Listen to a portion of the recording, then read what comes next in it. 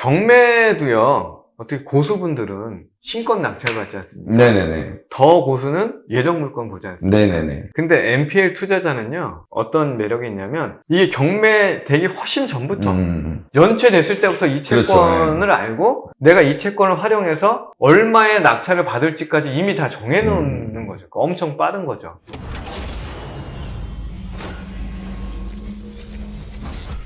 NPL 작업을 한다. 그러면 이제 채권을 사온다라는 건데, 네. 그게 꼭 반드시 이렇게 사오는 방식도 있지만, 다른 방식들이 이게 존재하고, 지금 방금 설명해 주신 거는 입찰 조건부 사후정산 방식인 거고, 그거 외에도 몇 가지가 더 있죠? 예, 그거 외에도 아까 이제 대입변제라고 해서 우리가 이제 이 근저당권 이전을 이제 NPL 이전 론세일이라고 해요. 근저당권이 거래되는 것. 이게 이제 임의경매의 경우에는 다 NPL이라고 봐도 과언이 아니거든요. 근데 이제 그게 론세일로 해서 근저당권부 이제 근저당 이전 계약으로 할 수도 있지만 대입변제라고 해서 채무자의 빚을 대신 갚아주면 채권자의 권리를 다 너에게 승계해 줄게. 너가 비록 개인이라고 하더라도. 근데 이게 왜 이렇게 강력하냐면 임의 대입변제라는 거는 채무자가 돈 갚을 권리인 거거든요. 채무자가 내가 돈을 갚겠다는데 그거를 못 갚게 해? 이건 말이 안 되지 않습니까? 근데 내가 갚는 게 아니라 내 친구를 데리고 온 거예요. 내 친구가 대신 갚아줄 테니까 내가 갚은 걸로 치고 대신에 그 채권자의 권리는 다 내 친구한테 승계해줘. 이게 민법으로 다 보장된 권리이기 때문에 대입변제가 많이 일어나고 있고요. 대입변제도 때로는 이 채권자하고 잘 협의가 되면 아주 싸게 대입변제를 해주는 경우도 있거든요. 잠깐만요. 네. 제가 이제 그걸 들으면, 내가 그걸 갚아주는 건 그렇다 치는데, 내가 갚아줘서 이익이 있어야 될 거 아니에요? 거기서 좀 설명 좀 해주세요. 아니, 두 가지 이익이 있는데요.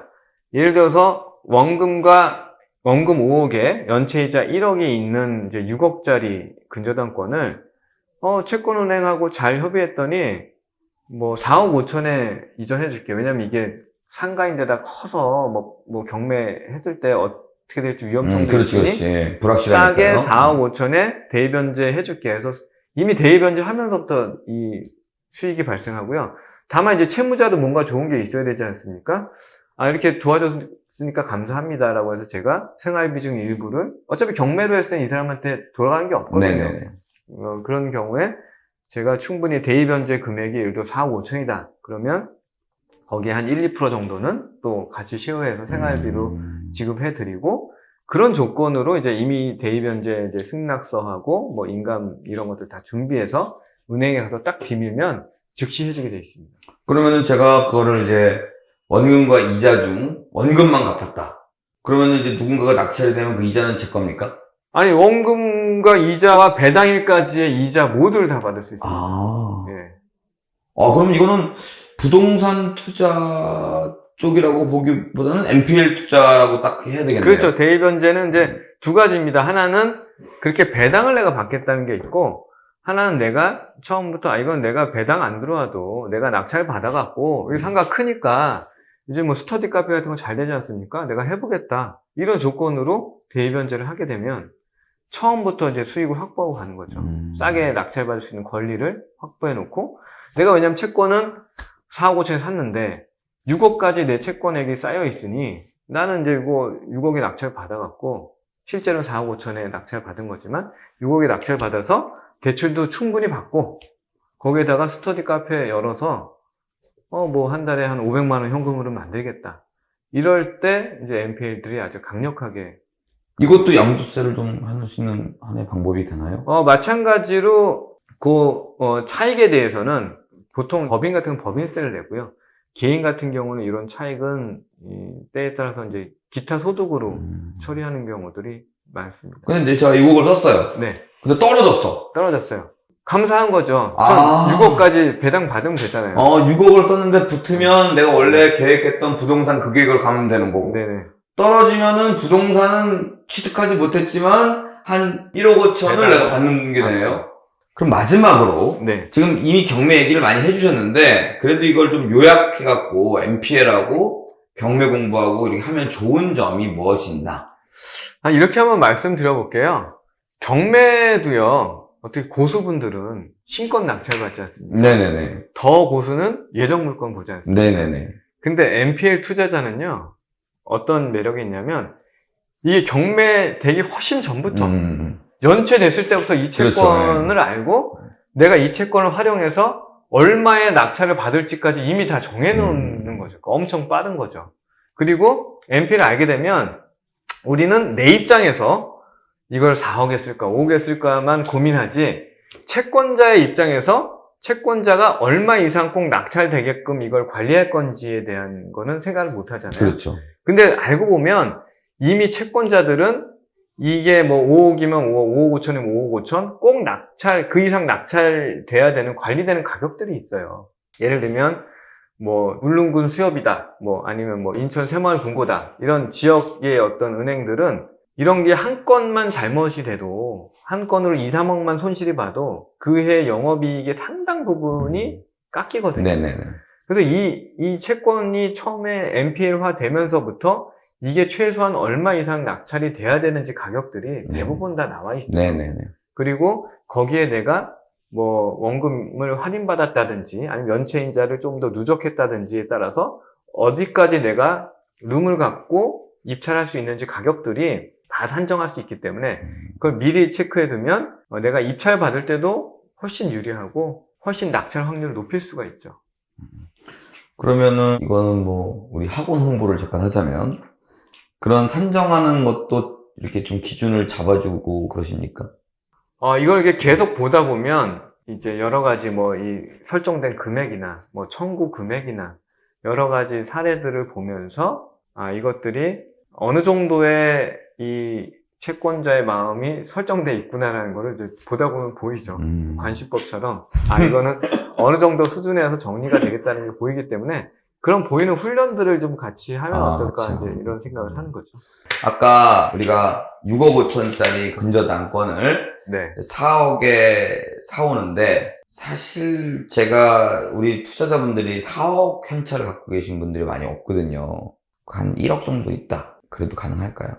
뭐 물건마다 틀린데 항상 이제 이 NPL은 이게 얼마 이상 낙찰될 건지가 또 굉장히 중요하거든요. 근데 그렇죠. 충분히 높은 가격에 낙찰될 수 있다고 가정을 하면 4억 원 기준으로 많을 때는 90%. 90%. 네, 보통 통상 한 80%는 질권대출을 해주고요. 질권대출 같은 경우는 이자는 한 6에서 7% 정도 나오기 때문에 그 정도로 내가 질권대출을 충분히 활용할 수 있다. 다만 이제 네. 채권 금액보다 높게 낙찰될 수 있다는 확신이 들어야만 대출을 해주는 거기 때문에 여러 가지 방법이 있습니다. 하나는 내가 입찰할 거다. 내가 입찰 보증금 너희들한테 키핑해 줄게. 그럼 또 이게 확실한 낙찰자가 그렇죠. 있기 때문에 예. 대출을 하는데 용이한 경우도 있고요. 이거는 대출 심사하게 봤으니까 충분히 이건 5억 이상 무조건 낙찰되겠네. 여기 아파트 시세가 다 6억인데 5억 이상은 낙찰되겠지. 그런 경우는 대출이 이제 수월하게 나오고 이제 평가가 어려운 뭐 토지나 이런 것들은 조금 대출이 수월하지 않은 경우도 있고요. 또 이제 하나 주의하셔야 될 점은 아까 이제 입찰 조건부 계약 같은 경우는 최저가는 3억인데 내가 5억을 썼단 말이에요.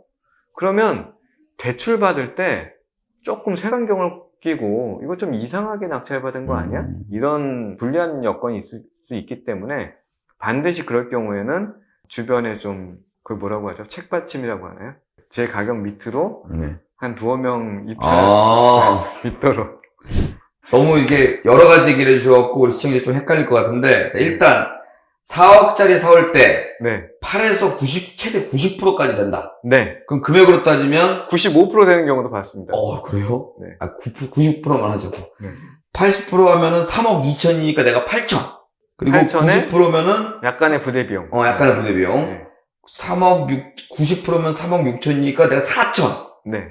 그럼 1억 있으면 되나요? 그럼 1억 정도면 괜찮겠네요. 네, 가능하죠. 근데 문제가 네. 금리가 여기서 치이라는 얘기예요. 요즘에 그래서 예. 3%는 넘더라도 한 4%면 내가 좀 받겠는데 6에서 7은 좀 센 거 아닌가요? 그 이하로는 힘들고요. 그렇기 때문에 내가 단순히 연체이자의 차익을 보겠다. 왜냐하면 지금 연체이자가 3%인데 물론 뭐 경우에 따라서는 최고 지원 배상금률로 해서 뭐 18% 청구하는 경우도 있지만 예외적이라고 보고요. 그러면 뭐 대출이 4%에 연체이자가 3%면 그게 그거지 않습니까? 네네. 그래서 질권대출을 받아서 투자할 때는 충분히 살 때부터 수익을 챙기고 가야 된다. 그러면 이거 입찰할 거면 문제 그렇죠. 입찰할 때도 실익이 있어야 되니까 현재 쌓여있는 원금과 이자보다는 내가 조금 요즘에는 이자를 할인받던, 뭐 경우에 따라 원금은 잘 할인 안 해주지만 원금을 할인받던 싸게 사는 게 좀, 예전에는 그냥 사도 상관이 없는데 연체이자가 제한됨으로 해서 살 때부터 좀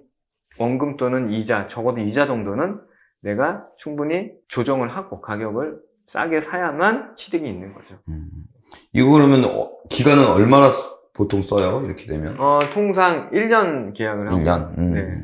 이런 경우도 있습니다. 바로 낙찰이다 이게. 뭐 네. 3개월 있다가 네. 배당돼. 이러면 대출 잘 안 해주려고 해요. 근데 그런 경우도 대신에 내가 그럼 뭐 대출 수수료를 내겠다라든지 뭐 조정할 수 있으니까 안 되는 건 없습니다. 우리가 제일 궁금했던 거, 이거 현찰로 다 박아야 되느냐? 그건 아니다. 그건 이제 전문 용어로 하는 걸 질권 대출이라고 하는데, 뭐 아까도 얘기했지만 용어는 중요한 게 아니니까. 그러면 질권 대출을 산 상태에서 물건을 낙찰받으면은 이제 내가 채권자이면서도 낙찰자잖아요. 그 낙찰자로서도 대출이, 물건에 대한 대출이 또 나오네. 그렇죠. 별개라고 봐야 되나요? 그렇죠. 경락잔금 대출은 별개죠. 근데 예전에 이제 좀 더 깊게 들어가면 채권자로서 내가 어차피 받을 돈이 있으니까 낼 돈을 안 내고 이렇게 처리하는 부분들이 있었거든요. 근데 그런 거는 요즘은 거의 어렵고, 왜냐하면 또 채권은 그 질권대출 은행도 채권을 확보해야 되기 때문에 상계 처리 같은 거는 질권대출 받았을 때는 어렵다고 보고 별도의 경락잔금 대출을 받아서 진행을 하셔야 된다. 하면 되죠. 네네. 왜냐면 질권대출 은행도 회수를 해야 되니까. 요즘에도 은행에서나 이렇게 채권 NPL에서 풀로 메일도 주고 그래요? 근데 이제 그렇게 받은 건들은 대부분 정말 악성인 그쵸. 경우들이 많고요. 정말 좋은 건들은 유능한 딜러들이 먼저 이렇게 물건을 빼가죠. 교수님은 어느 단계세요? 왕도매급 딜러들하고 하는데 요즘엔 딜러들도 많이 은퇴를 했어요. 뭐 이유가 특별히 연체이자가 제한이 되니까 이게 배당이 여전히 가능해요. 어떻게 하냐면 연체이자는 3%인데 여신거래 약정서에 최고 지원 배상금률 18% 써져 있는 거를 근거로 채무자를 상대로 지급명령 신청을 해서 지급명령이 이의가 없으면 바로 인용이 되니까 그걸 가지고 법원에다가 난 명령 받았어. 물론 대보호법에 3% 제한되어 있지만 난 민법의 내 권리로 18% 지급명령 받았으니까 배당해줘. 그럼 해주거든요. 아니, 제가 그 NPL 쪽을 소식을 이제 몰라서 그러는데 네. 불과 몇 개월? 아닌가? 몇 년인가? 제가 그런 거 항상 관리했을 때 보면 다 18%였는데 왜 갑자기 그게 많이 줄었다고. 그게 18년도 4월 달에 연체이자 제한법이 발효가 되면서 18년도 4월 이후에 경매가 개시된 건부터 연체이자 제한을 한 거죠. 근데 경매계에 따라서 여전히 최고 지원 배당금률까지 쉽게 배당을 해주는 것도 있고요. 왜냐하면 경매라고 자체가 채권자의 만족을 위해서 하는 절차니까요. 채권자가 원하는 대로 해주는 경우도 있고, 또 최근에 뭐 고양지원 같은 데는 두산 위브더 제니스 아파트가 같은 날, 그러니까 세입자하고 대출하고 같은 날 맞아요. 그런 거 이루어져가지고 있어요. 세입자 피해가 많으니까 사법보좌관이 철저하게 3%로 잘라버리는 경우. 심지어 배당 이의도 안 받겠다. 제니스 안에서 그런 거예요? 아니면 그러니까 제니스가 그렇게 되다 보니까 고양지원 자체가 그런 거예요? 아주 빡세게 3%로 설정을 한 거죠. 근데 그런 경우에는 아까 말씀드렸다시피 지급명령 받고 이런 절차가 없으면 배당받기 어렵고요. 어렵겠네요. 근데 지급명령도 했는데 채무자가 계속 이의를 제기해. 대법법에 근거해서 나는 더 해줄 수 없다. 그러면 판사도 이거를 인용시키기가 쉽지 않거든요. 쉽지 않죠. 그러면은 과연 이렇게 약간 받을 수도 있고 안 받을 수 있고 이런 불안한 이 줄타기를 하면서 이걸 비즈니스 모델이라고 할 수 있느냐가 솔직히 제가 큰 고민이어서 NPL 강의만 단독으로 하는 것보다는 좀 공매하고 좀 같이 해보겠다고 생각을 한 이유도 저도 요즘 그 비즈니스 모델에 대해서 그렇게까지 가야 될지 안 가야 될지에 대해서 좀 고민을 하고 있거든요. 그럼 우리 교수님은 경매 쪽도 경매 쪽이나 배당 쪽을 상당히 많이 신경 쓰셔야 되겠네요. 저희는 뭐 배당이 생명이죠, 어떻게 보면. 그래서 그럼 배당을 굉장히 잘 아시겠네요. 저 배당이 좀 약하거든요. 배당은 저희는 무조건 배당 보고 선순위 같은 경우도 그렇고 여전히 NPL을 엮어서 경매를 낙찰받거나 공매를 낙찰받거나 또는 내가 뭐 개발 사업을 하거나 이럴 때는 분명히 활용 가치가 있거든요. 그렇죠. 그런 소수의 건들로 집중하려고 저도 하고요. 예전처럼 마음을 사서 뭐 배당 받으면 되지, 뭐 연체 이자 쌓아서 이자 차익 보면 되지, 이런 투자는 좀 지양하고 있습니다. 아니, 우리 교수님께서 다음 달에 단과반으로 오픈을 하셔갖고 그런 것들 공개해 주시니까 여러분들 많이 참여해 주시고요. 여러분들 또 다음 또 시간에 뵙도록 하고요. 오늘 뭐 좋은 말씀 감사드리고요. 저도 좀 그거 정보 좀 주셔가지고 돈 좀 벌 수 있게 좀 해주십시오. 네. 자, 오늘 마칠 거고요. 다음 시간에 또 뵙도록 하겠습니다. 감사합니다. 감사합니다.